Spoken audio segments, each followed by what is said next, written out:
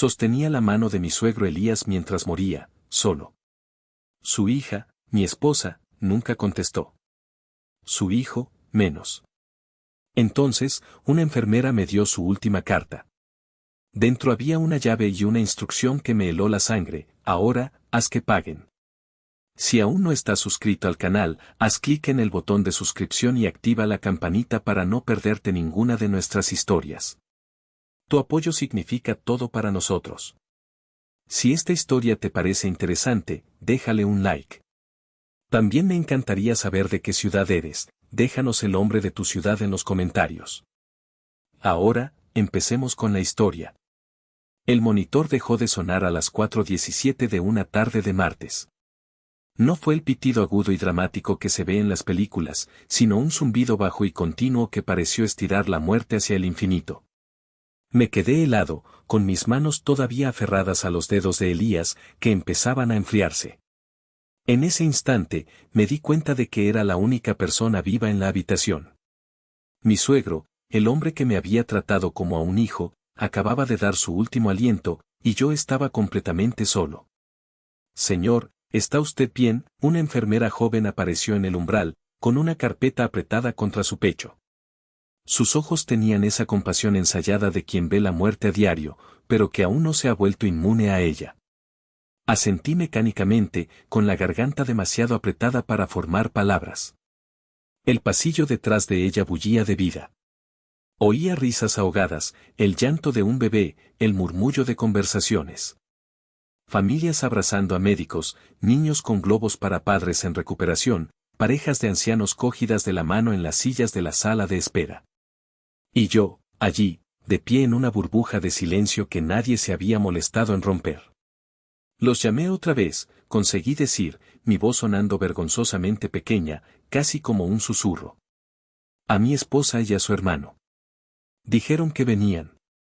La expresión de la enfermera se suavizó con una comprensión genuina. Ella había estado aquí durante los últimos 3 días, mientras yo mantenía mi vigilia. Me había visto hacer esas llamadas, dejar esos mensajes, enviar esos textos cada vez más desesperados. Había sido testigo de la puerta vacía cada vez que yo levantaba la vista con esperanza al oír unos pasos cercanos. A algunas personas les cuestan las despedidas, ofreció amablemente. Pero ambos sabíamos que esto no era una cuestión de dificultad. Era una cuestión de elegir no estar presente. A través de la pared, podía oír los débiles sonidos de celebración de la habitación de al lado. Alguien se iba a casa hoy. El contraste hizo que mi aislamiento se sintiera como un peso físico sobre el pecho, una losa de hormigón que me aplastaba los pulmones. Debería llamar a la funeraria, balbuceé, buscando mi teléfono en el bolsillo. 3 llamadas perdidas del trabajo. Ninguna de Valeria. Ninguna de Bruno. El médico se encargará primero del papeleo, explicó la enfermera, guiándome suavemente para que me sentara en la silla que apenas había abandonado en 72 horas. Y hay algo más. Elías dejó esto para usted. De su bolsillo, sacó un sobre de papel manila, ligeramente arrugado en las esquinas.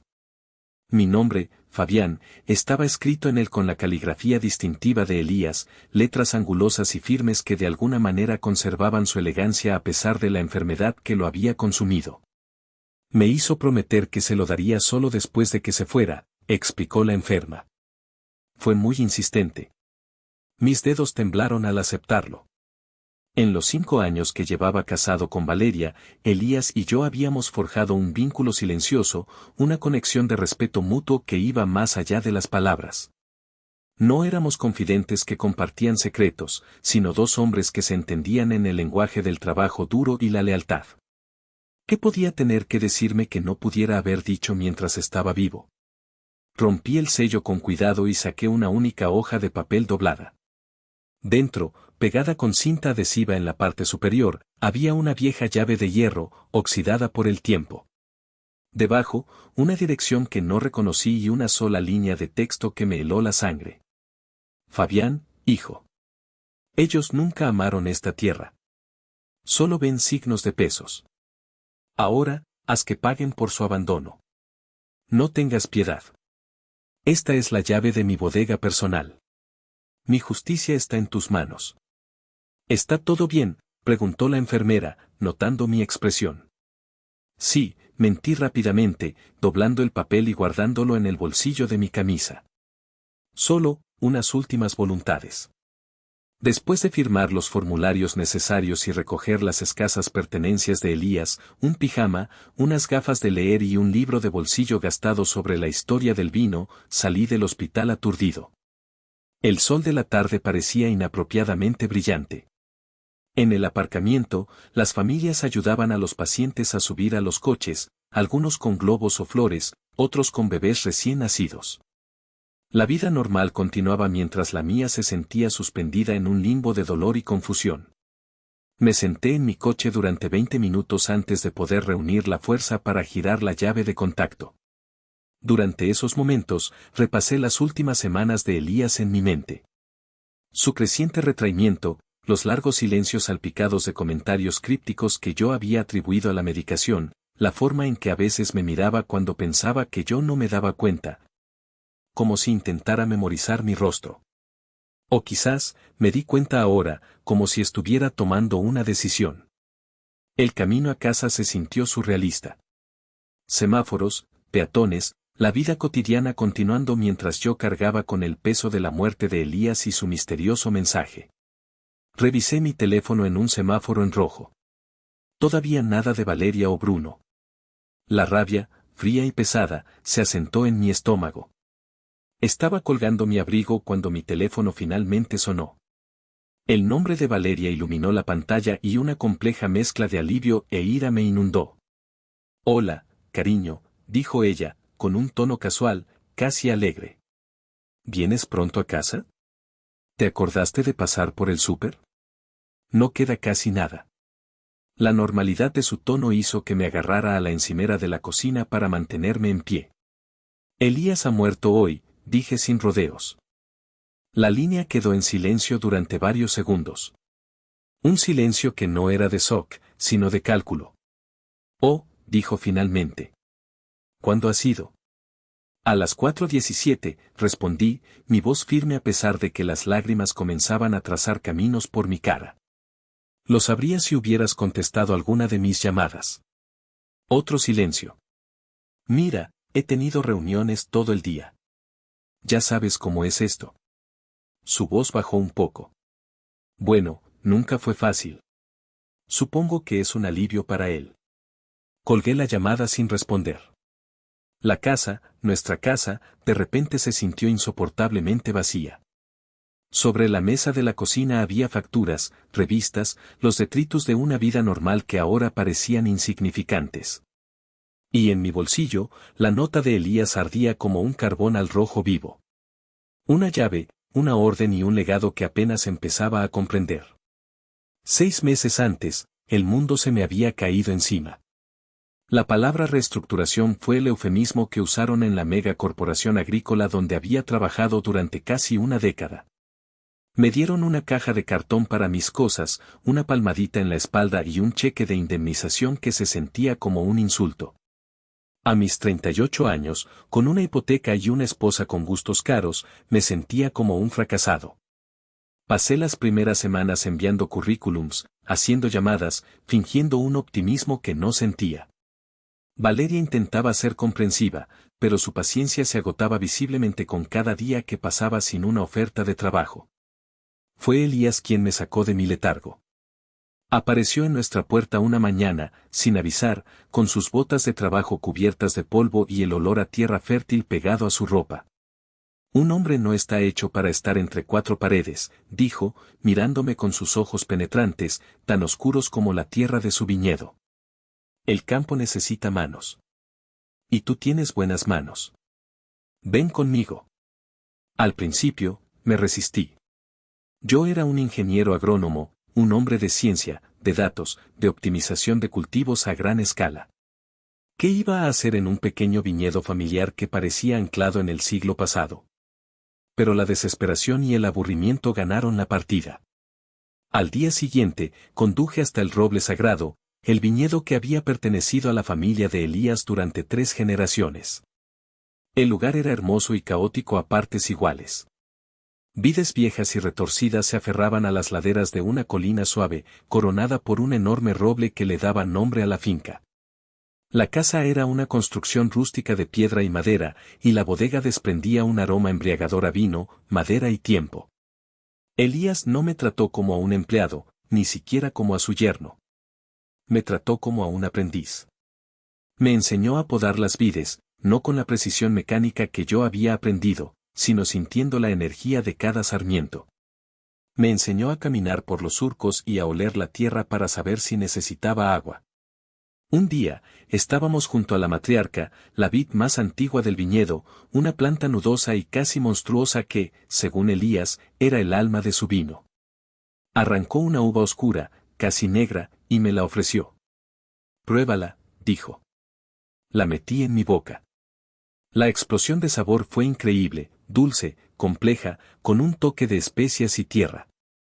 Esto es imposible, murmuré, analizando mentalmente los niveles de azúcar, la acidez. Según los análisis de suelo que hice, esta zona no debería producir una uva con este perfil. Elías sonrió, una sonrisa lenta que arrugó las comisuras de sus ojos. La ciencia te da números, Fabián, dijo, poniendo una mano en mi hombro. Pero la tierra te cuenta secretos. Solo tienes que aprender a escuchar. Los libros te dicen lo que debería pasar. La tierra te dice lo que está pasando. Ese día, algo cambió en mí. Empecé a ver el viñedo no como un problema a optimizar, sino como un organismo vivo, un legado que respiraba. Pasaba mis días trabajando junto a Ramiro, el capataz, un hombre callado y curtido por el sol que conocía cada vid por su nombre.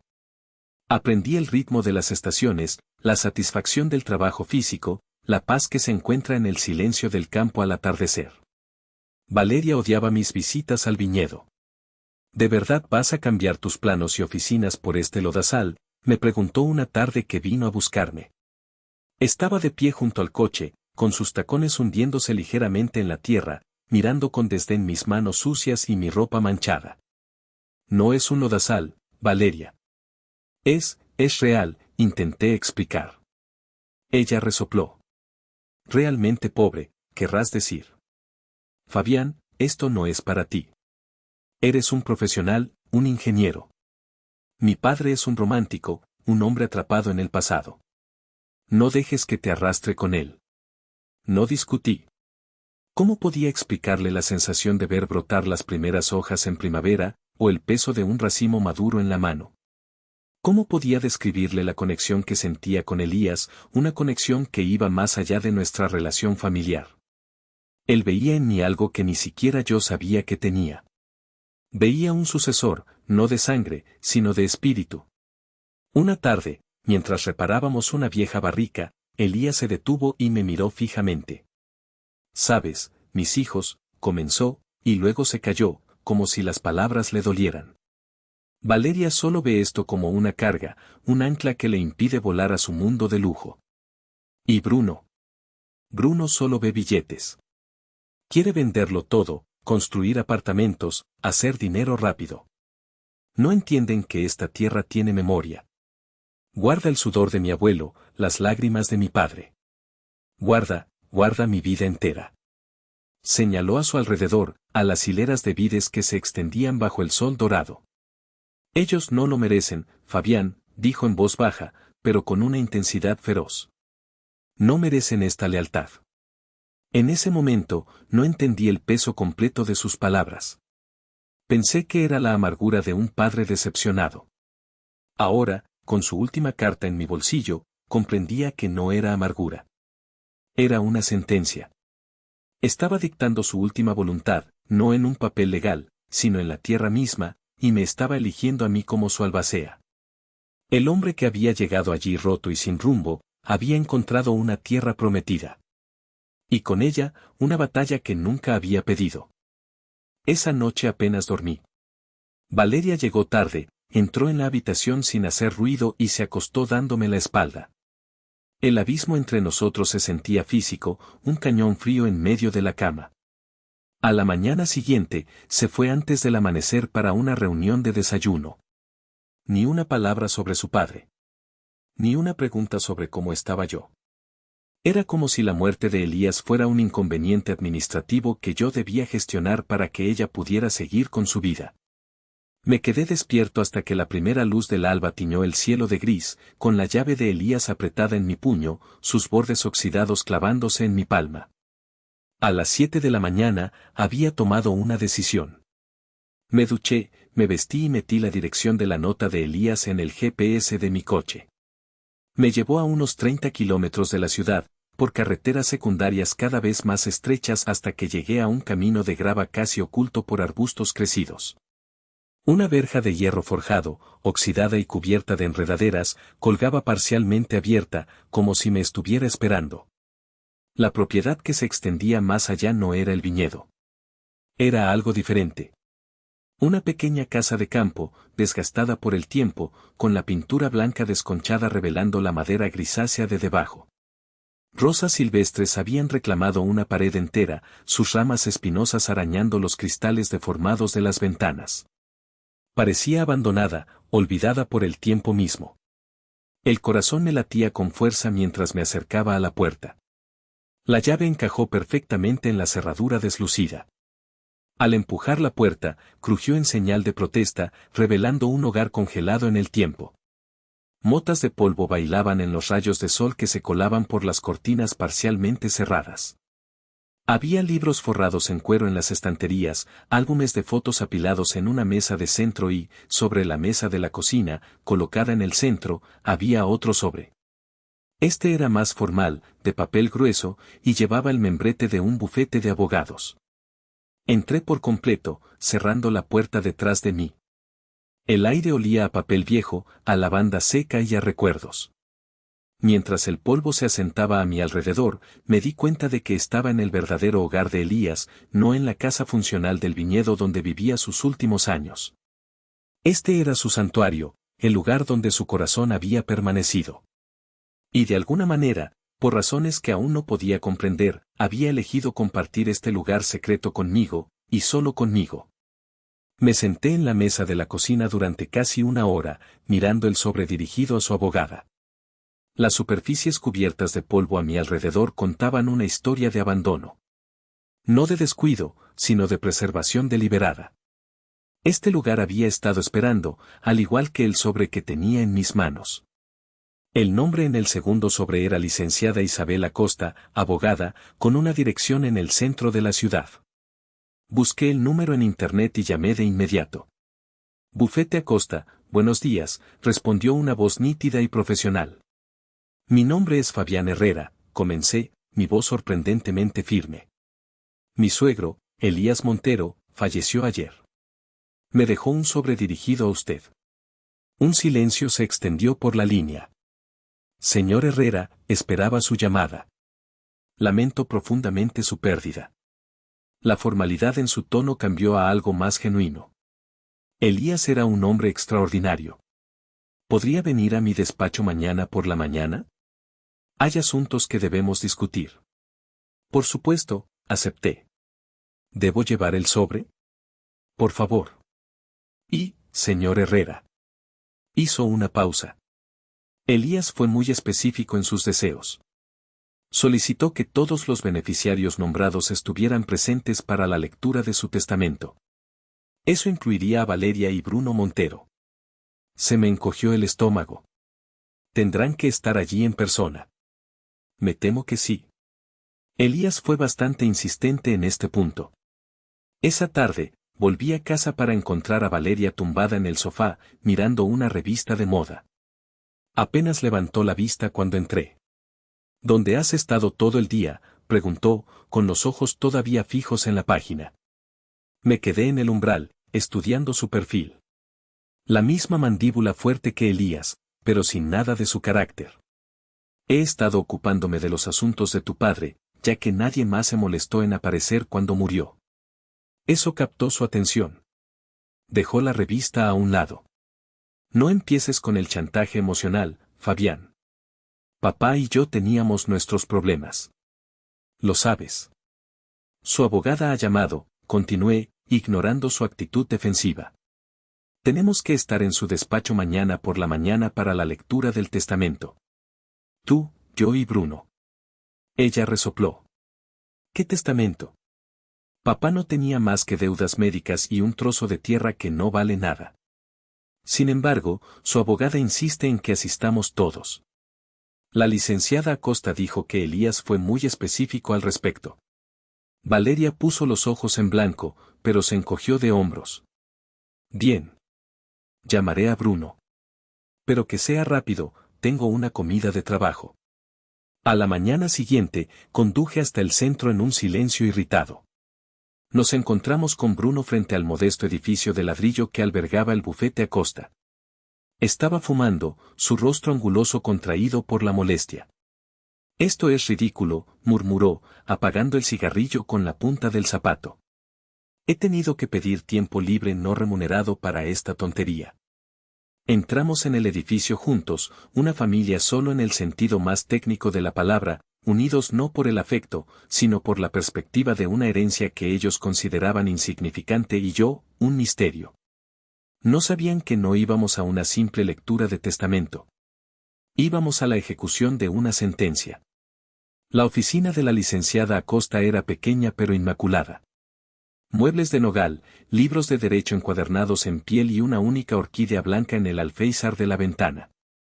La abogada misma encajaba con su entorno, cabello plateado recogido en un moño perfecto, un traje sastre impecable y unos ojos agudos que parecieron evaluarnos al instante. Era una mujer de unos 60 años, con un aire de autoridad tranquila que llenaba la habitación. Nos sentamos en las sillas de cuero frente a su escritorio. Valeria no paraba de mover la pierna, el rítmico golpeteo de su tacón contra el suelo de madera era el único sonido en la habitación. Bruno, a su lado, tenía los brazos cruzados sobre el pecho, una máscara de aburrimiento y desafío en su rostro. Yo, por mi parte, sentía el peso de la llave de Elías en mi bolsillo, un recordatorio tangible del mandato que me había sido encomendado. Gracias a todos por venir, comenzó la licenciada Acosta, poniéndose unas gafas de lectura.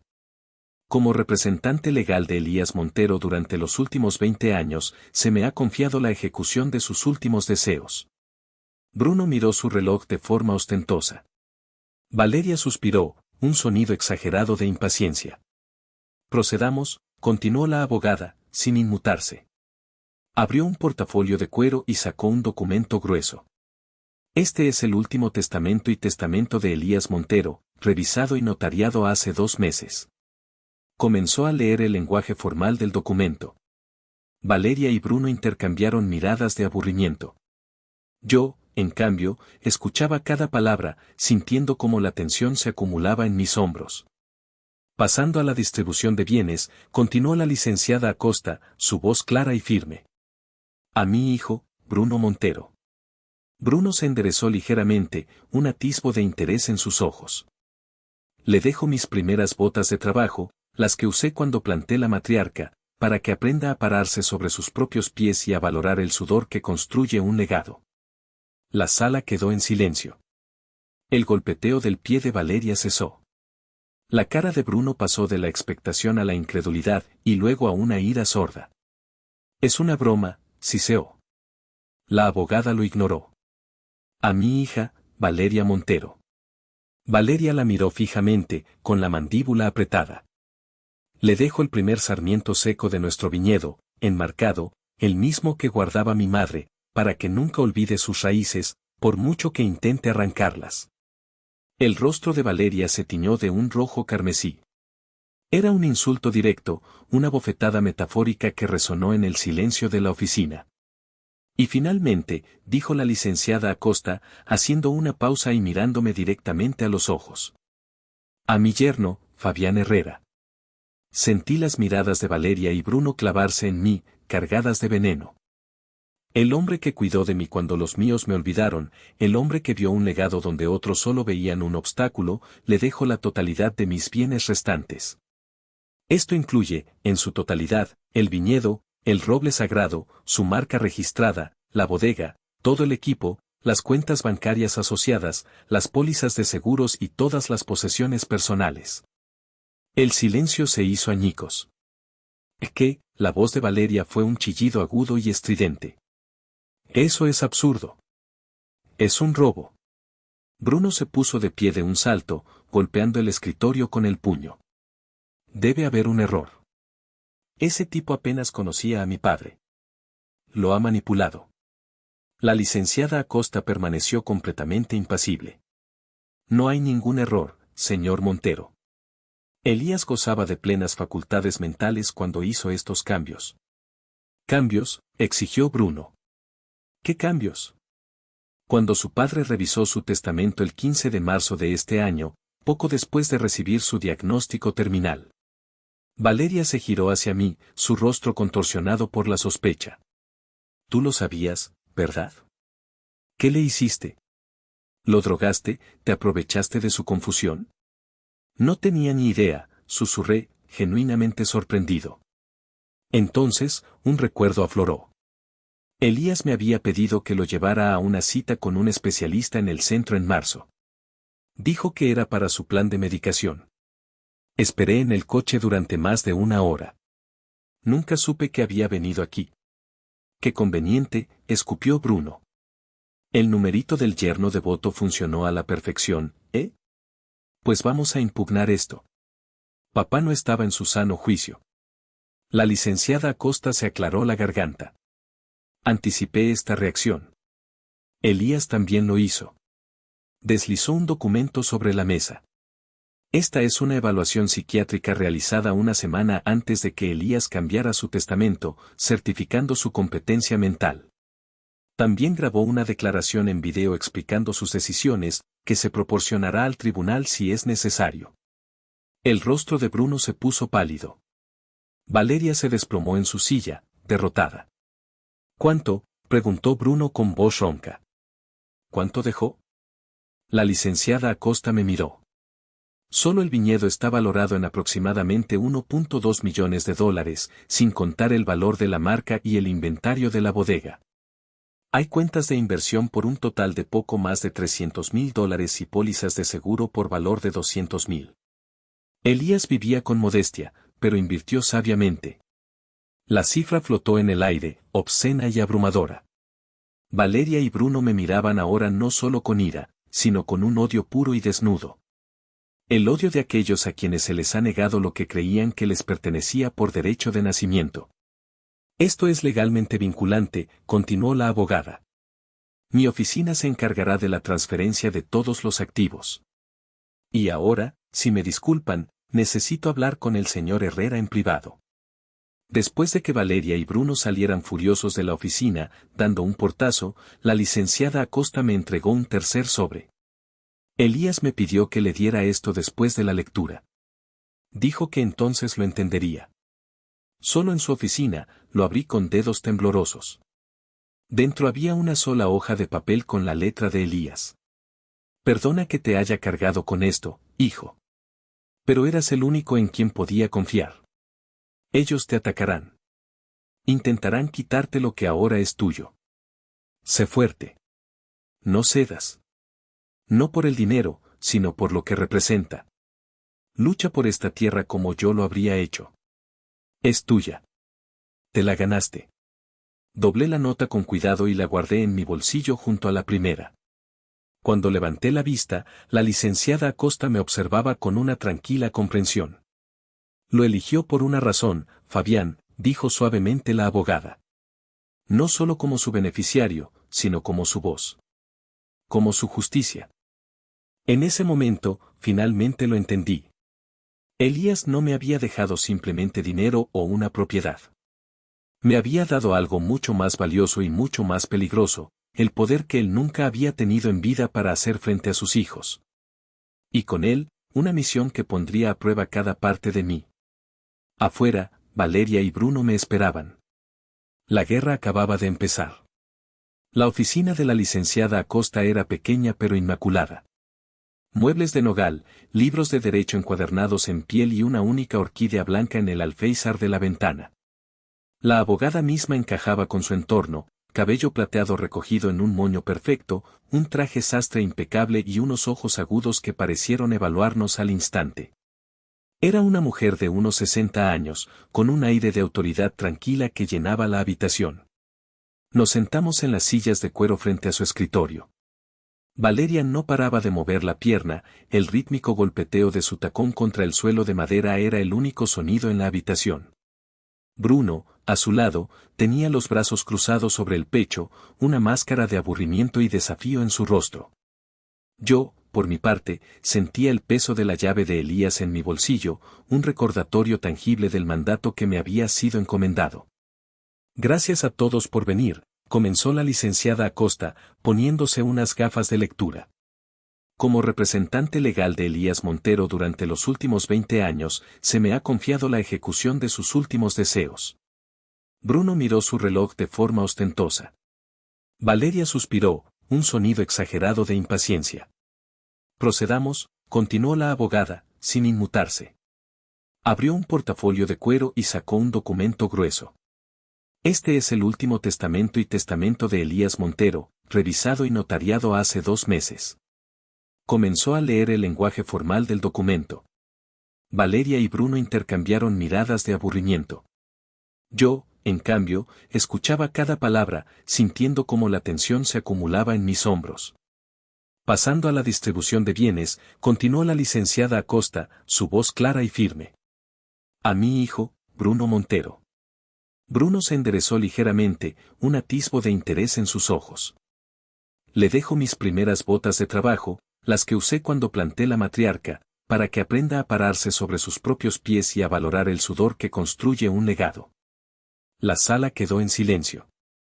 El golpeteo del pie de Valeria cesó. La cara de Bruno pasó de la expectación a la incredulidad y luego a una ira sorda.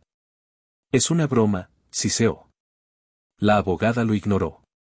A mi hija, Valeria Montero. Valeria la miró fijamente, con la mandíbula apretada. Le dejo el primer sarmiento seco de nuestro viñedo, enmarcado, el mismo que guardaba mi madre, para que nunca olvide sus raíces, por mucho que intente arrancarlas. El rostro de Valeria se tiñó de un rojo carmesí. Era un insulto directo, una bofetada metafórica que resonó en el silencio de la oficina. Y finalmente, dijo la licenciada Acosta, haciendo una pausa y mirándome directamente a los ojos. A mi yerno, Fabián Herrera. Sentí las miradas de Valeria y Bruno clavarse en mí, cargadas de veneno. El hombre que cuidó de mí cuando los míos me olvidaron, el hombre que vio un legado donde otros solo veían un obstáculo, le dejo la totalidad de mis bienes restantes. Esto incluye, en su totalidad, el viñedo, el roble sagrado, su marca registrada, la bodega, todo el equipo, las cuentas bancarias asociadas, las pólizas de seguros y todas las posesiones personales. El silencio se hizo añicos. ¿Qué? La voz de Valeria fue un chillido agudo y estridente. Eso es absurdo. Es un robo. Bruno se puso de pie de un salto, golpeando el escritorio con el puño. Debe haber un error. Ese tipo apenas conocía a mi padre. Lo ha manipulado. La licenciada Acosta permaneció completamente impasible. No hay ningún error, señor Montero. Elías gozaba de plenas facultades mentales cuando hizo estos cambios. ¿Cambios?, exigió Bruno. ¿Qué cambios? Cuando su padre revisó su testamento el 15 de marzo de este año, poco después de recibir su diagnóstico terminal. Valeria se giró hacia mí, su rostro contorsionado por la sospecha. Tú lo sabías, ¿verdad? ¿Qué le hiciste? ¿Lo drogaste, te aprovechaste de su confusión? No tenía ni idea, susurré, genuinamente sorprendido. Entonces, un recuerdo afloró. Elías me había pedido que lo llevara a una cita con un especialista en el centro en marzo. Dijo que era para su plan de medicación. Esperé en el coche durante más de 1 hora. Nunca supe que había venido aquí. Qué conveniente, escupió Bruno. El numerito del yerno devoto funcionó a la perfección, ¿eh? Pues vamos a impugnar esto. Papá no estaba en su sano juicio. La licenciada Acosta se aclaró la garganta. Anticipé esta reacción. Elías también lo hizo. Deslizó un documento sobre la mesa. Esta es una evaluación psiquiátrica realizada una semana antes de que Elías cambiara su testamento, certificando su competencia mental. Luego, pulsó un botón en un pequeño reproductor de audio sobre su escritorio. La voz de Elías, más débil de lo que recordaba pero inconfundiblemente clara y firme, llenó la habitación. Si están escuchando esto, es porque mis hijos, a quienes amo pero ya no respeto, están armando un escándalo. Que quede claro, estoy en mi sano juicio. Dejo mi legado a Fabián Herrera no por despecho, sino por justicia. Durante años, he visto a mis hijos despreciar la tierra que les dio de comer. He visto a mi hija avergonzarse de sus orígenes y a mi hijo ver cada bit como un obstáculo para sus planes de dinero rápido. Fabián, en cambio, en pocos meses, ha mostrado más respeto y amor por este viñedo que ellos en toda su vida. Mis hijos ven tierra, Fabián ve un legado. Por eso, es para él. Fin de la declaración. La grabación terminó. La sala quedó en un silencio sepulcral, roto solo por la respiración agitada de Valeria y Bruno. La humillación era total. No solo habían sido desheredados, sino que habían sido juzgados y sentenciados por su propio padre desde la tumba. El rostro de Bruno se puso pálido. Valeria se desplomó en su silla, derrotada. ¿Cuánto?, preguntó Bruno con voz ronca. ¿Cuánto dejó? La licenciada Acosta me miró. Solo el viñedo está valorado en aproximadamente $1.2 millones, sin contar el valor de la marca y el inventario de la bodega. Hay cuentas de inversión por un total de poco más de $300.000 y pólizas de seguro por valor de $200.000. Elías vivía con modestia, pero invirtió sabiamente. La cifra flotó en el aire, obscena y abrumadora. Valeria y Bruno me miraban ahora no solo con ira, sino con un odio puro y desnudo. El odio de aquellos a quienes se les ha negado lo que creían que les pertenecía por derecho de nacimiento. Esto es legalmente vinculante, continuó la abogada. Mi oficina se encargará de la transferencia de todos los activos. Y ahora, si me disculpan, necesito hablar con el señor Herrera en privado. Después de que Valeria y Bruno salieran furiosos de la oficina, dando un portazo, la licenciada Acosta me entregó un tercer sobre. Elías me pidió que le diera esto después de la lectura. Dijo que entonces lo entendería. Solo en su oficina, lo abrí con dedos temblorosos. Dentro había una sola hoja de papel con la letra de Elías. Perdona que te haya cargado con esto, hijo. Pero eras el único en quien podía confiar. Ellos te atacarán. Intentarán quitarte lo que ahora es tuyo. Sé fuerte. No cedas. No por el dinero, sino por lo que representa. Lucha por esta tierra como yo lo habría hecho. Es tuya. Te la ganaste. Doblé la nota con cuidado y la guardé en mi bolsillo junto a la primera. Cuando levanté la vista, la licenciada Acosta me observaba con una tranquila comprensión. Lo eligió por una razón, Fabián, dijo suavemente la abogada. No solo como su beneficiario, sino como su voz. Como su justicia. En ese momento, finalmente lo entendí. Elías no me había dejado simplemente dinero o una propiedad. Me había dado algo mucho más valioso y mucho más peligroso, el poder que él nunca había tenido en vida para hacer frente a sus hijos. Y con él, una misión que pondría a prueba cada parte de mí. Afuera, Valeria y Bruno me esperaban. La guerra acababa de empezar. El viaje de vuelta a casa fue una tortura silenciosa. Valeria estaba sentada en el asiento del copiloto, rígida como una estatua, con la vista fija en la carretera. Su silencio era más ruidoso que cualquier grito. Era un silencio cargado de acusaciones, de ira contenida, de planes de venganza que ya se estaban formando en su mente. Yo conducía, con las manos apretadas al volante, sintiendo el peso de la herencia no como una bendición, sino como una condena. Voy a quedarme en el viñedo esta noche, dije finalmente cuando entramos en nuestra calle. Necesito pensar. Valeria me lanzó una mirada de reojo, y por primera vez vi en sus ojos algo que nunca había visto antes, un cálculo frío y depredador. Claro, cariño, dijo, su voz de repente suave y melosa, un cambio de tono que me puso la piel de gallina. Tómate el tiempo que necesites. Debe ser abrumador para ti. No le respondí. Empaqué una bolsa de viaje sin decir una palabra más y conduje de vuelta al viñedo, a la casa de Elías. Mi casa ahora, según el testamento. La casa se sentía diferente en el crepúsculo. Menos abandonada, más expectante. Encendí las luces, barrí las telarañas y me preparé una taza de té en la cocina donde el polvo cubría cada superficie. Luego, con el corazón en un puño, tomé la vieja llave de hierro y bajé a la bodega. La bodega principal era grande y funcional, con enormes cubas de acero inoxidable y hileras de barricas. Pero la llave de Elías no era para esa puerta. Era para una puerta más pequeña, casi oculta, al fondo de la bodega. La puerta de su bodega personal. Al abrirla, un olor a tierra húmeda, a vino añejo y a secretos guardados durante mucho tiempo me golpeó. No era una bodega para la producción, era un santuario. Las paredes estaban revestidas con estantes de madera oscura, repletos de botellas cubiertas de polvo, cada una con una etiqueta escrita a mano. Eran cosechas especiales, experimentos, vinos que Elías había hecho para sí mismo.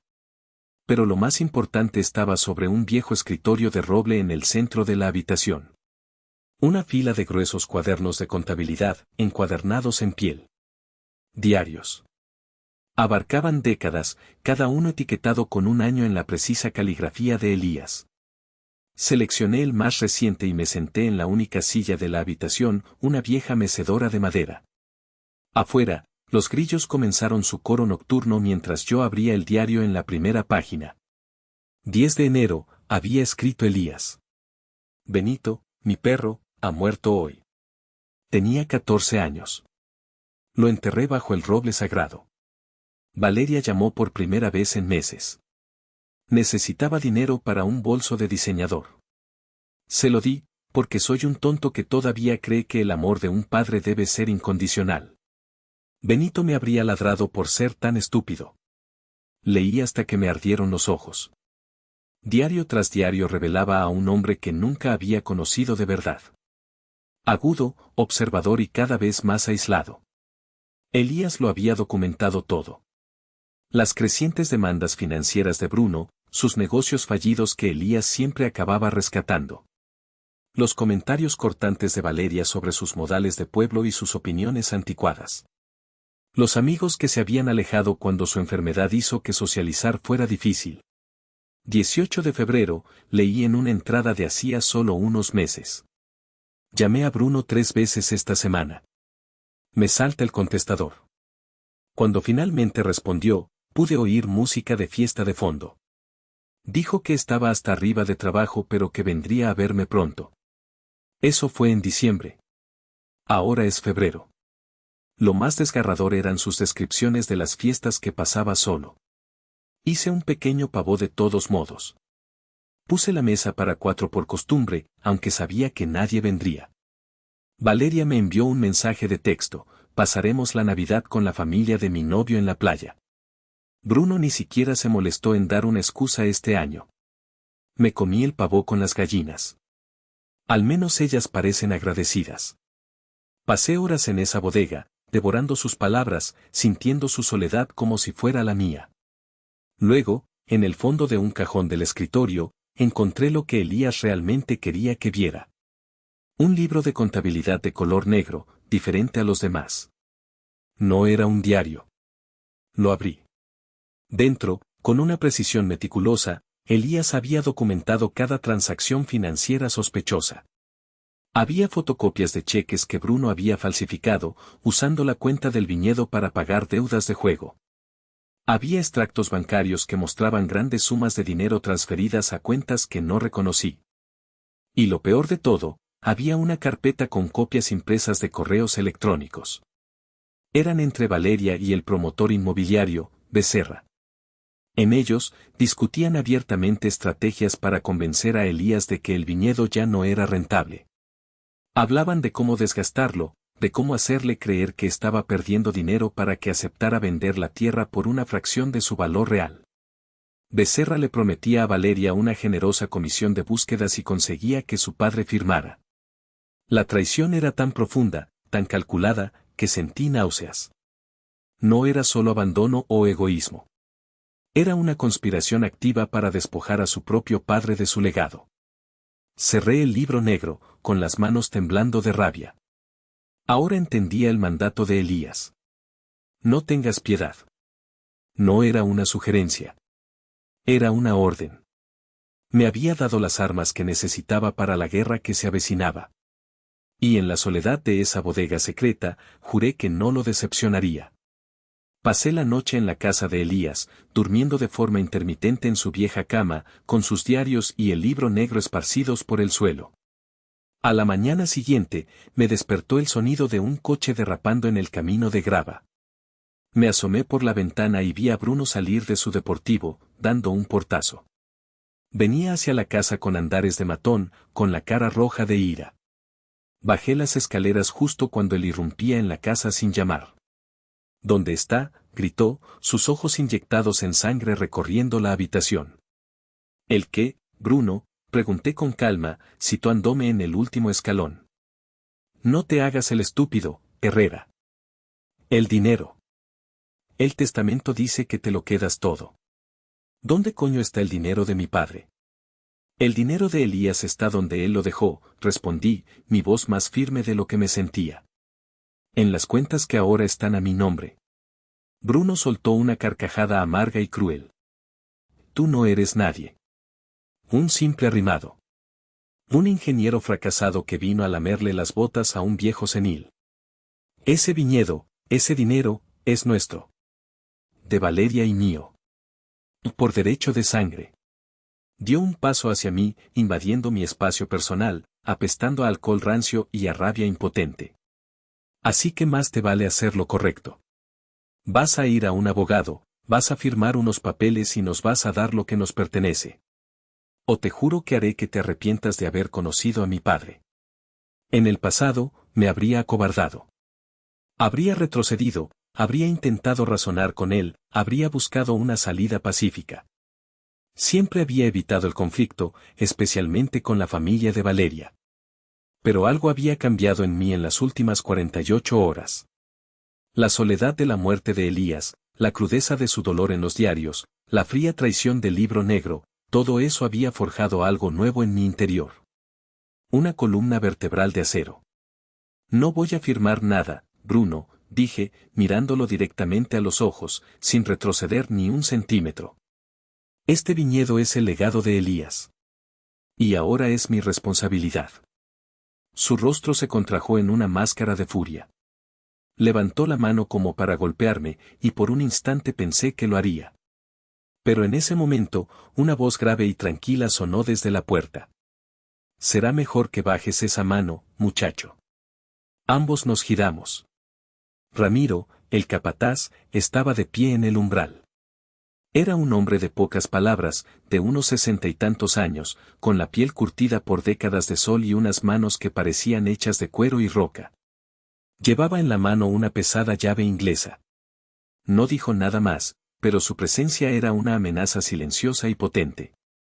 Había trabajado para Elías durante más de 40 años, su lealtad era para el viñedo, y ahora, por extensión, para mí. Bruno bajó la mano, pero su mirada seguía cargada de veneno. Esto no ha terminado, Herrera, siseó. Voy a hacer tu vida un infierno. Voy a destruir este maldito viñedo antes de que tú te quedes con él. Se dio la vuelta y salió furioso de la casa, casi arrancando la puerta de sus goznes. Ramiro entró y dejó la llave inglesa sobre la mesa de la cocina. El chico siempre fue un bocazas con más bilis que cerebro, dijo, como si nada hubiera pasado. ¿Ha desayunado, patrón? La palabra patrón me sonó extraña, ajena. Fabián, le corregí. Llámame Fabián, Ramiro. Él asintió lentamente. Como quiera, Fabián. Elías, él hablaba mucho de usted últimamente. Decía que tenía madera. Que entendía la tierra. Él me enseñó a escucharla, respondí, sintiendo un nudo en la garganta. Bien, dijo Ramiro. Porque la va a necesitar. Bruno es un perro que ladra, pero Valeria, esa es una serpiente. Es más peligrosa. Tenía razón. La amenaza de Bruno era directa, impulsiva. Pero la de Valeria sería sutil, manipuladora. Y no tardó en llegar. Esa misma tarde, mi teléfono sonó. Era Valeria. Su tono ya no era frío, sino que estaba cargado de una falsa preocupación. Fabián, cariño, ¿estás bien? Bruno me ha llamado, está fuera de sí. No le hagas caso, es un idiota. Pero tienes que entendernos, estamos en shock. Todo esto es tan inesperado.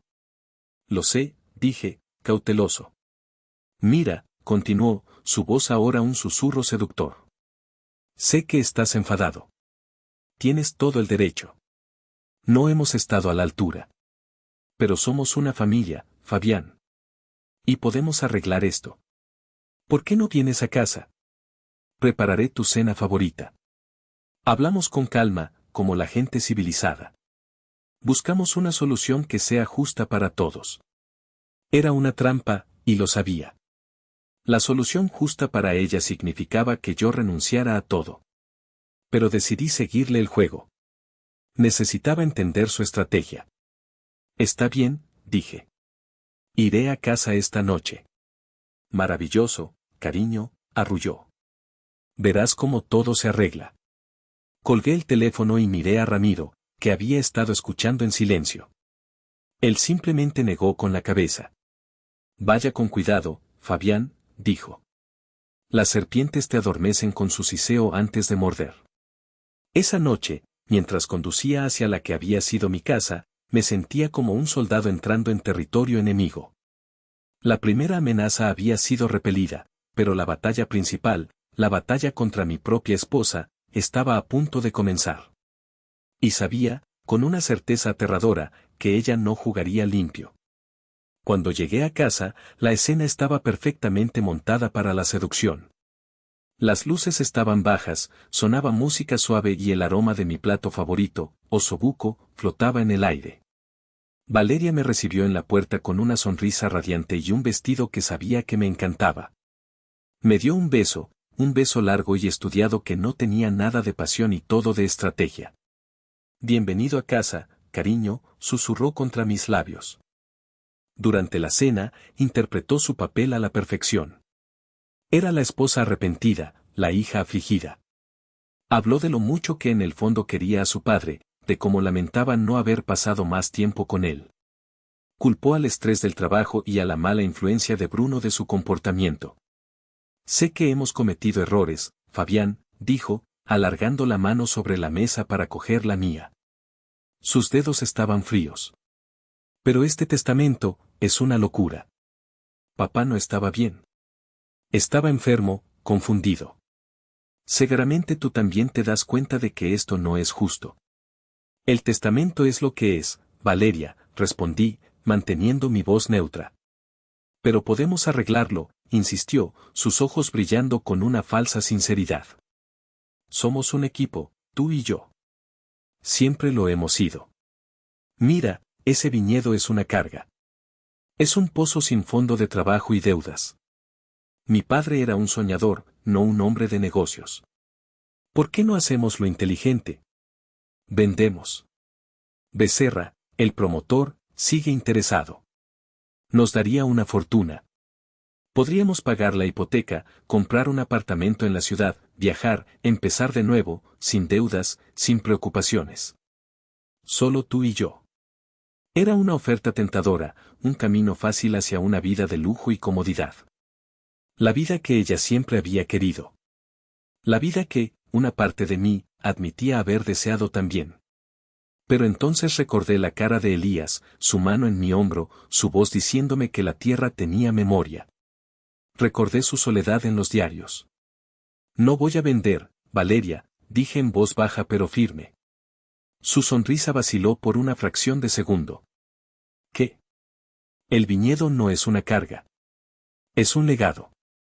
El legado de tu padre. Y él me lo confió a mí. No voy a traicionar esa confianza. El cambio en su rostro fue instantáneo y aterrador. La máscara de esposa amorosa se desvaneció, revelando la fría y calculadora depredadora que había debajo. Retiró su mano como si la mía quemara. Traicionar su confianza, escupió, su voz ahora afilada como el cristal roto. ¿O es que te ha gustado el sabor del poder, Fabián? ¿El ingeniero fracasado que de repente es un millonario?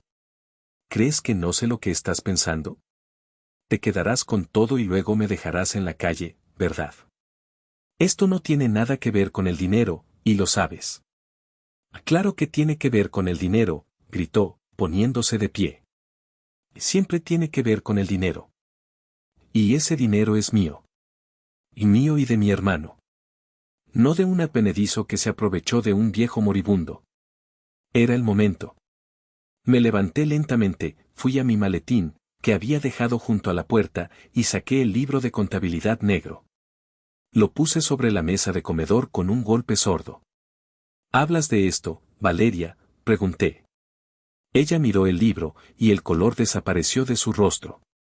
Lo reconoció al instante. Lo abrí por la página donde estaban los correos electrónicos entre ella y Becerra. Le di la vuelta para que pudiera leerlos. O quizás hablas de esto, continué, mi voz ahora gélida. De cómo planeabas estafar a tu propio padre, de cómo conspirabas para quitarle su hogar y su vida por una comisión de búsqueda. Valeria se quedó sin palabras, boqueando como un pez fuera del agua. La evidencia era irrefutable. Su traición, expuesta bajo la luz de la lámpara del comedor. Balbuceó. Yo puedo explicarlo. No, no puedes, la interrumpí.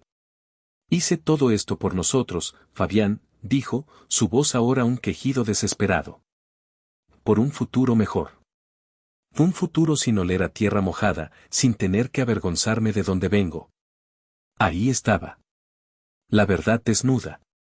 No era solo codicia. Era vergüenza. Vergüenza de su padre, de su herencia, de sus raíces. No, respondí, sintiendo un vacío helado en el pecho donde antes había amor. Lo hiciste por ti. Porque te avergüenzas de tu padre. Y ahora, te avergüenzas de mí por amar lo que tú desprecias. Recogí el libro negro. Quiero que te vayas, Valeria. ¿Qué? Esta es mi casa, chilló. Era nuestra casa, la corregí. Ahora es solo una casa. Y no quiero compartirla más contigo. Coge tus cosas y vete. Hablaremos a través de nuestros abogados. Me miró con un odio tan puro que casi podía sentirlo físicamente. Te arrepentirás de esto, Fabián, siseó. Te destruiré. Destruiré ese maldito viñedo y bailaré sobre sus cenizas. No respondí. Simplemente me quedé allí, viéndola correr escaleras arriba para hacer las maletas. El osobuco se enfriaba en la mesa, un testimonio silencioso de una cena que había empezado como un beso de Judas y había terminado con la declaración de una guerra total. Mi matrimonio había muerto. Y la batalla por el legado de Elías no había hecho más que empezar. La partida de Valeria fue el pistoletazo de salida. La guerra que me había declarado no fue una exageración. Durante las semanas siguientes, ella y Bruno, unidos por su odio común hacia mí, desataron una campaña de tierra quemada diseñada para destruirme a mí y al viñedo. Primero, llegó la demanda judicial. Impugnaron el testamento, alegando influencia indebida y falta de capacidad mental por parte de Elías.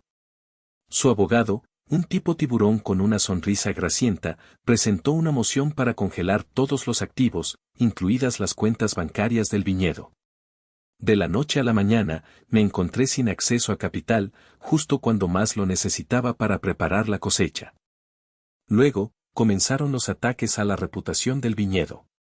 Valeria, usando sus contactos en el mundo de la restauración, empezó a esparcir rumores. Llamó a distribuidores, a dueños de restaurantes, a sommeliers, susurrando historias sobre una supuesta plaga en nuestras vides, sobre problemas de higiene en la bodega.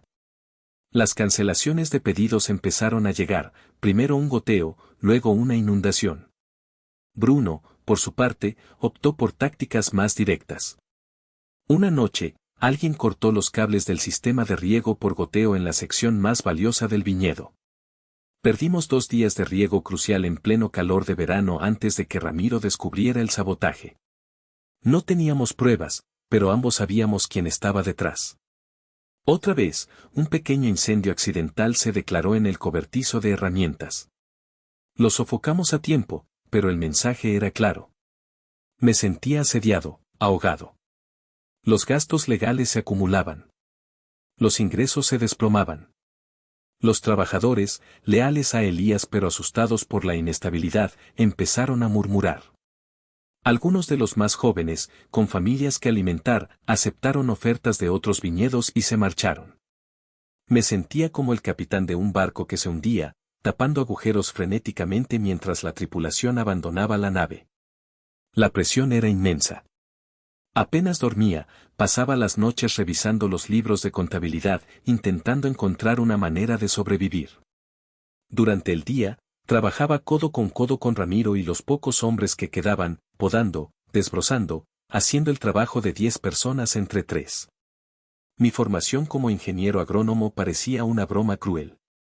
¿De qué servían mis conocimientos sobre optimización de cultivos si no podía pagar la electricidad para bombear agua? Una tarde, estaba sentado en el porche de la casa de Elías, con la cabeza entre las manos, sintiendo el peso de la derrota por primera vez. Ramiro se sentó a mi lado en silencio, ofreciéndome un vaso de agua. Parece que van a ganar, Ramiro, dije, mi voz ronca por el cansancio. Me están desangrando poco a poco. Ramiro miró hacia las vides, sus ojos entrecerrados por el sol. Elías solía decir que la vid es la planta más terca del mundo, dijo con su voz grave. Puedes cortarla, quemarla, envenenarla. Pero si la raíz es fuerte, siempre encuentra la manera de volver a brotar. Usted tiene que ser como la raíz, patrón. Sus palabras, simples y directas, me dieron un resquicio de fuerza. Pero la verdadera prueba estaba por llegar. A principios de otoño, justo cuando las uvas estaban alcanzando su punto óptimo de maduración, la catástrofe golpeó. Una ola de humedad inesperada, seguida de noches cálidas, creó las condiciones perfectas para el mildiu, un hongo devastador que puede arruinar una cosecha en cuestión de días. Un polvo blanquecino empezó a aparecer en las hojas, una sentencia de muerte para las uvas. Inmediatamente, puse en práctica todo lo que había aprendido en la universidad. Consulté mis libros, analicé los datos meteorológicos y compré los fungicidas sistémicos más potentes del mercado. Rocié una sección de prueba, siguiendo los protocolos al pie de la letra. Pero el hongo parecía reírse de mis esfuerzos. Se extendía sin control, más rápido de lo que podía combatirlo. Estaba al borde del pánico. Perder la cosecha significaría la quiebra definitiva. Sería el fin del roble sagrado. Becerra compraría la tierra en una subasta judicial. Valeria y Bruno habrían ganado. Una noche, desesperado, estaba en la bodega, rodeado de mis inútiles libros de texto, cuando Ramiro entró. Llevaba en sus manos uno de los viejos diarios de Elías, uno que yo no había visto antes. Quizás la respuesta no esté en sus libros, Fabián, dijo, dejándolo sobre el escritorio. Quizás esté en los de él. Lo abrí con escepticismo. Estaba lleno de anotaciones sobre el clima, las fases de la luna y observaciones de la naturaleza. Parecía el diario de un chamán, no de un viticultor. Pero entonces, encontré una sección titulada La fiebre blanca. Era el nombre que Elías le daba al mildiu. En lugar de fórmulas químicas, Elías había escrito sobre remedios tradicionales, recetas que su abuelo le había enseñado. Una mezcla de caldo bordelés, pero con proporciones diferentes, y añadido un ingrediente inesperado, una infusión concentrada de cola de caballo, una planta silvestre que crecía junto al arroyo. Y lo más importante, no se aplicaba con un rociador, sino que se pintaba en los troncos principales al amanecer, cuando el rocío aún estaba en las hojas. Al final de la receta, Elías había escrito una nota: la tierra se cura a sí misma, si sabes cómo pedírselo. No luches contra ella. Trabaja con ella. Era una locura. Iba en contra de toda mi formación científica. Pero estaba desesperado. No tenía nada que perder. Esa noche, Ramiro y yo preparamos la infusión en una olla enorme sobre un fuego de leña, como si fuéramos alquimistas medievales. El olor a cobre y hierbas llenaba el aire. Antes del amanecer, con los pocos trabajadores que nos quedaban, fuimos a las vides. No rociamos. Pintamos. Con brochas, aplicamos cuidadosamente la mezcla en la base de cada vid, una por una. Era un trabajo lento, agotador, casi un ritual. Durante 3 días, repetimos el proceso. Al cuarto día, salí al viñedo al amanecer, esperando encontrar la devastación final. Pero lo que vi me dejó sin aliento. El avance del polvo blanco se había detenido. En las hojas nuevas, no había ni rastro del hongo. Las uvas, aunque algunas dañadas, parecían haberse estabilizado. No era una cura milagrosa, pero había funcionado. Habíamos salvado la mayor parte de la cosecha. Me quedé de pie en medio de las hileras de vides, con las lágrimas corriendo por mi cara, una mezcla de agotamiento, alivio y una profunda y abrumadora humildad. No había ganado con la ciencia. Había ganado con la fe. La fe en la sabiduría de un anciano, en la tradición y en el poder de la propia tierra. Esa pequeña victoria fue el punto de inflexión. No solo para el viñedo, sino para mí. Ya no estaba luchando por dinero o por orgullo. Estaba luchando por algo mucho más grande. Estaba luchando por el alma del roble sagrado. Y por primera vez desde la muerte de Elías, sentí que, tal vez, solo tal vez, podría ganar. La cosecha fue modesta pero de una calidad excepcional. Las uvas que sobrevivieron al mildiu tenían una concentración y una intensidad que nunca había visto. Era como si la lucha por la supervivencia les hubiera infundido un carácter especial. La noticia de nuestra recuperación milagrosa se extendió por la región vinícola. Otros viticultores, escépticos al principio, empezaron a llamarme, preguntando por los métodos de Elías. Mi victoria sobre el hongo se convirtió en una pequeña leyenda local. Y con esa leyenda, la marea de la guerra empezó a cambiar a mi favor. La demanda de Valeria y Bruno se desmoronó en los tribunales.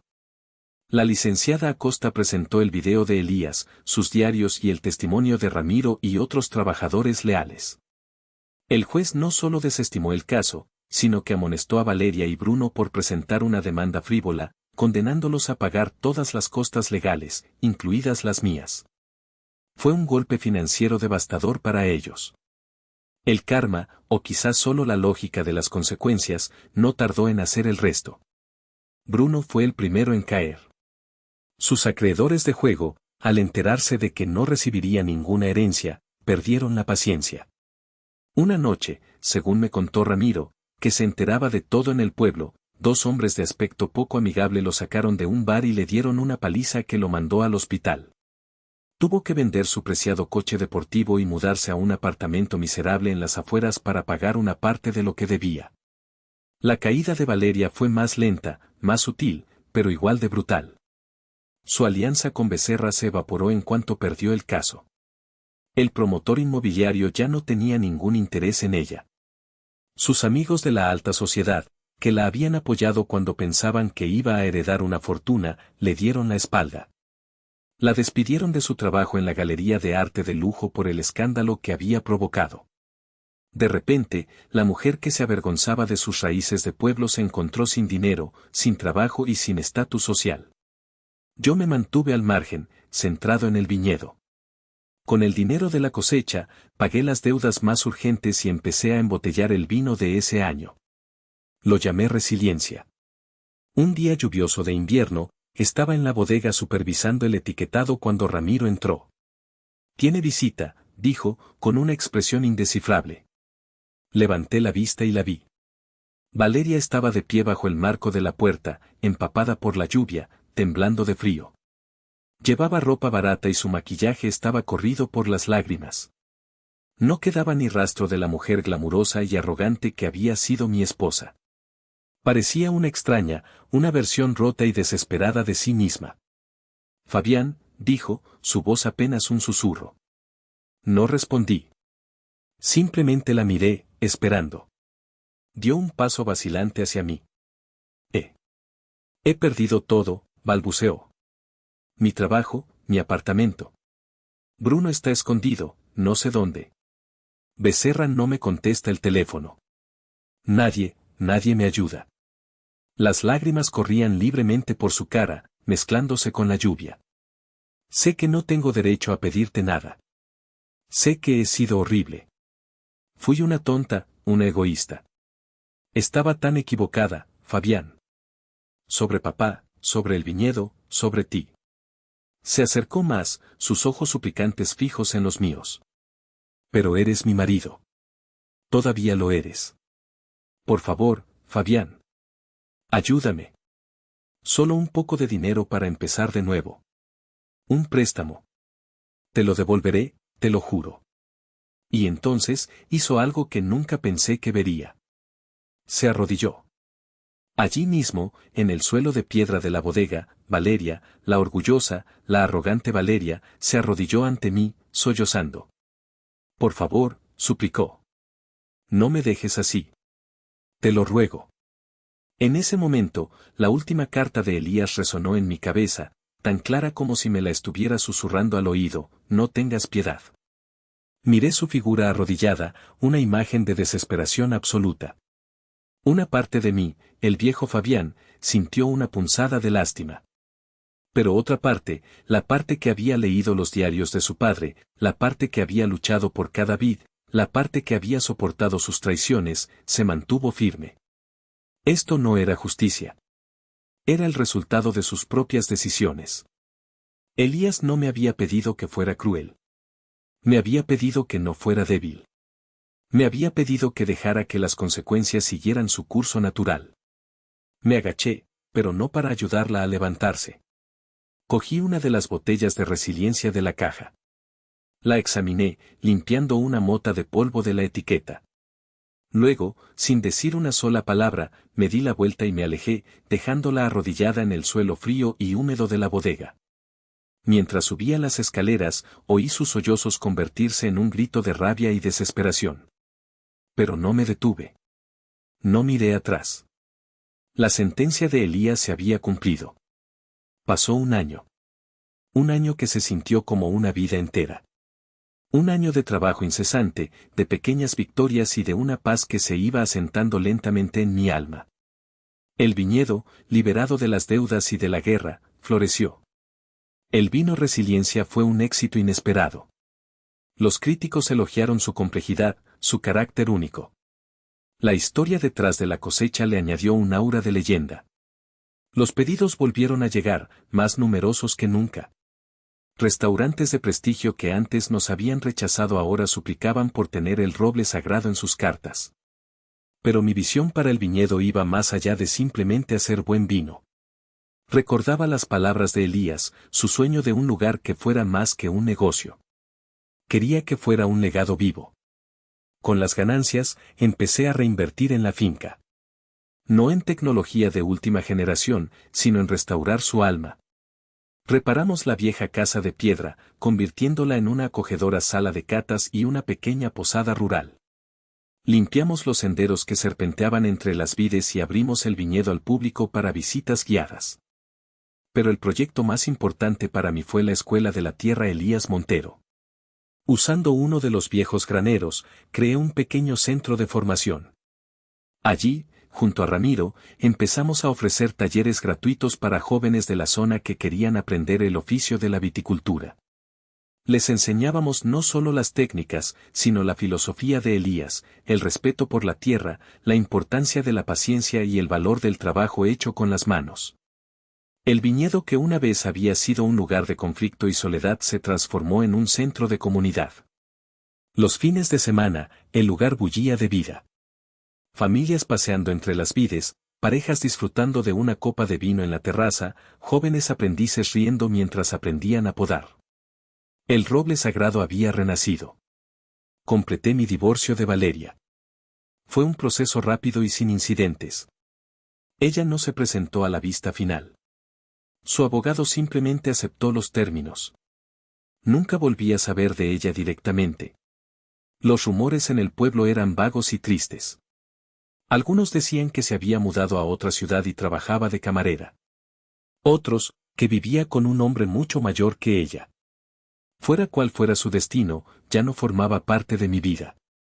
Se había convertido en un fantasma, un eco lejano de un pasado doloroso. Un día, la licenciada Acosta me llamó. Fabián, tengo algo para ti. Es de la herencia de Elías, algo que me pidió que te entregara solo cuando todo hubiera terminado y estuvieras en paz. Fui a su oficina, intrigado. Me entregó una pequeña caja de madera. Dentro, había un pasaporte viejo, un fajo de cartas atadas con una cinta y un billete de avión a nombre de Elías para la Toscana, Italia. La fecha del billete era para la semana después de su muerte. Él siempre soñó con ir, me explicó la abogada. Quería visitar los viejos viñedos de la Toscana, aprender de los maestros. Estaba planeando este viaje para cuando se sintiera mejor. Me pidió que, si algo le pasaba, te diera esto a ti. Dijo que tú entenderías. Esa noche, en la tranquilidad del viñedo, leí las cartas. Eran de un viejo amigo de Elías, un viticultor italiano llamado Giovanni. Hablaban de vino, de tierra, de familia. Y en la última carta, Giovanni invitaba a Elías a pasar una temporada en su finca, a intercambiar conocimientos, a compartir una botella de vino bajo el sol de la Toscana. Las lágrimas llenaron mis ojos. Comprendí el último regalo de Elías. No era solo un viaje. Era una continuación. Era su manera de decirme que la vida seguía, que el aprendizaje nunca terminaba, que el legado no consistía solo en proteger lo viejo, sino en buscar lo nuevo. Un mes después, dejé el viñedo en las capaces manos de Ramiro y tomé un avión a Italia. Pasé 2 meses en la Toscana, trabajando en la finca de Giovanni, un anciano vivaz con la misma pasión por la tierra que Elías. Aprendí nuevas técnicas, probé vinos que despertaron mis sentidos y compartí historias sobre Elías, manteniendo viva su memoria a miles de kilómetros de distancia. Cuando regresé a El Roble Sagrado, era un hombre diferente. La herida de la traición finalmente había cicatrizado, reemplazada por una sensación de propósito y gratitud. Ya no era solo el heredero de Elías. Era el custodio de su sueño, un sueño que ahora también era el mío. El renacimiento del viñedo era completo. Pero lo más importante, era mi propio renacimiento. Había llegado a esa tierra como un hombre roto, un ingeniero fracasado. Y la tierra, la misma tierra que Valeria había despreciado, me había reconstruido. Me había enseñado el valor de la resiliencia, la importancia de las raíces y la profunda satisfacción de crear algo hermoso y duradero con mis propias manos. El legado de Elías no estaba en el dinero o en los títulos de propiedad. Estaba en la tierra, en el vino y, sobre todo, en la transformación del hombre en el que me había convertido. En el segundo aniversario de la muerte de Elías, inauguramos una placa de bronce bajo el roble sagrado. No era un monumento a la muerte, sino una celebración de la vida. La inscripción era simple, tomada de una de sus cartas: la tierra guarda la memoria. Cuídala, y ella te cuidará a ti. Elías Montero. La pequeña ceremonia fue íntima. Estaban Ramiro y su familia, los trabajadores del viñedo, la licenciada Acosta y algunos de los viticultores vecinos que se habían convertido en mis amigos. No hubo discursos largos ni lágrimas tristes. En su lugar, descorchamos botellas de la mejor cosecha, la que llamé legado de Elías, y brindamos por el hombre que nos había unido a todos. Mientras el sol se ponía, tiñendo el cielo de tonos anaranjados y púrpuras, me alejé de la pequeña multitud y caminé hasta la cima de la colina, el lugar favorito de Elías. Desde allí, se podía ver todo el valle, las hileras de vides descendiendo como olas verdes hacia el río. El aire estaba lleno de los sonidos de la vida, las risas de los niños de los trabajadores jugando cerca de la casa, el murmullo de las conversaciones, el suave tintineo de las copas. El viñedo que había heredado en medio del silencio y la soledad ahora rebosaba de calidez y comunidad. Saqué de mi bolsillo el viejo reloj de Elías, el único objeto personal suyo que conservaba. Lo abrí. Dentro, en lugar de una foto, había un pequeño trozo de papel doblado que había descubierto meses después de su muerte. Era una sola frase escrita con su letra temblorosa: gracias, hijo. Una paz profunda, una paz que nunca había conocido, me inundó. La ira, el dolor, el deseo de venganza, todo eso se había disuelto, reemplazado por una serena aceptación. Comprendí que la verdadera victoria no había sido derrotar a Valeria y Bruno. La verdadera victoria había sido no convertirme en ellos. Había sido elegir construir en lugar de destruir, perdonar no sus acciones, sino el peso que tenían sobre mí. Miré hacia la casa, donde las luces comenzaban a encenderse, creando un resplandor acogedor en la creciente oscuridad. Vi a Ramiro enseñándole a su nieto cómo atar un sarmiento. Vi a la licenciada Acosta riendo con un grupo de estudiantes de la escuela. Vi un hogar. Un futuro. Me di cuenta de que el mandato de Elías, no tengas piedad, no había sido una orden de crueldad. Había sido un permiso. Un permiso para ser fuerte, para defenderme, para no permitir que la toxicidad de otros me destruyera. Un permiso para trazar mis propios límites y para exigir el respeto que merecía.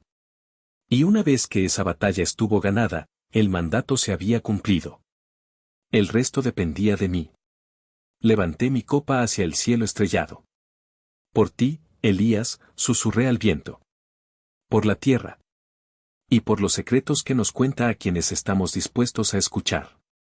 Bebí un sorbo de vino. En su sabor complejo y profundo, pude sentirlo todo, el sol, la lluvia, la lucha contra el mildiu, el sudor de los trabajadores, la sabiduría de generaciones. Era el sabor de la resiliencia. El sabor de un legado. El sabor de la paz. Me quedé allí durante mucho tiempo, mientras la noche envolvía el valle. Ya no era el yerno, el heredero, el hombre que luchaba una guerra. Era simplemente Fabián, el viticultor. Un hombre que había encontrado su lugar en el mundo, no en un mapa, sino en un trozo de tierra que guardaba la memoria. Y supe, con una certeza tan sólida como el roble que daba nombre al viñedo, que finalmente estaba en casa.